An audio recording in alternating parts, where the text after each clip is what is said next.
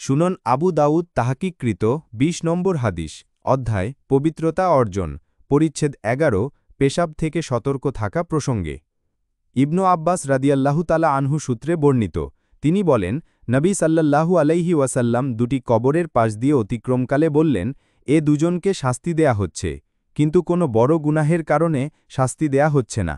তিনি একটি কবরের দিকে ইশারা করে বললেন এই ব্যক্তি পেশাবের ব্যাপারে সতর্কতা অবলম্বন করত না আর অপর কবরের দিকে ইশারা করে বললেন এই ব্যক্তি চুগলখড়ি করে বেড়াত অতপর তিনি খেজুরের একটি তাজা ডাল আনিয়ে সেটি দুটুকরো করে একটি এ কবরে এবং অপরটি ওই কবরে গাড়লেন এবং বললেন আশা করা যায় ডাল দুটি শুকিয়ে যাওয়া পর্যন্ত তাদের শাস্তি কিছুটা হালকা করা হবে